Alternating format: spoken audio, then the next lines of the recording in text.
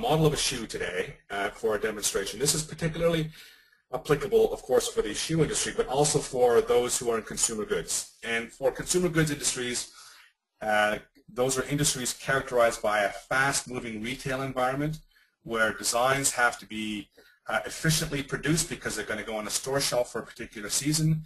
If you're working in design industries, for example, that are in the retail segment, there's relationships with retail customers, there's competition for shelf space. All of those things relate back to how quickly and how effectively and how good your designs are. So we're going to show you how we can process this shoe design without having to go to a prototype. Now this shoe was initially created by a 3D prototype of a last which was scanned. So underneath this, which we're not showing here today, is a shoe last. The model you see here was modeled over top of that last. For other industries, so for example, if you're looking at upholstered furniture or other types of products, you can model in the same way, or you can model from other starting points rather than using a scan. But suffice to say, what we're going to do now is we're going to go from this CAD model to pattern geometry.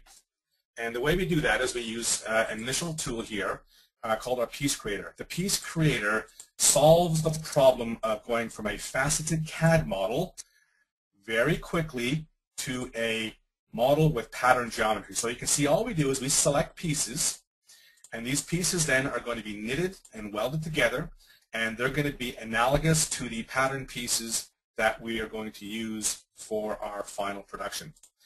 And so this process takes a couple of seconds. You can see it's just a matter of clicking and selecting the pieces. If, for example, we were going to work with a layered model, so for example, say an insulation wrap or cover, or perhaps a composite product that had layers, you can see when we do select it and create the piece, it becomes transparent, and we can actually select through into underlying layers. So this process is very quick, it's very easy, it's a tool that's unique to the exact flat workflow, and we simply call it piece creation, which is short for pattern piece creation.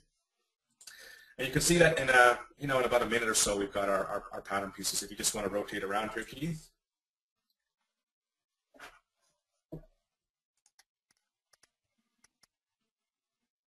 Okay, so problem that we're addressing here relates to the first challenge of creating patterns, and that is how to go from a CAD model to your initial pattern geometry. The next part of the process is we are going to just select convert to exact flat, so we just clicked OK. And now the toolbar becomes active here where we click convert to exact flat. And what we're doing now automatically is we're creating some reference information between the adjacent pattern pieces. So for example, where does one pattern piece align to a second pattern piece, its adjacent piece, and where does the beginning of the seam start and where does it end? All of that information is being built right now, and it'll be used for subsequent processes. The next step in our process is we're going to assign materials. So here we'll just assign a sample material.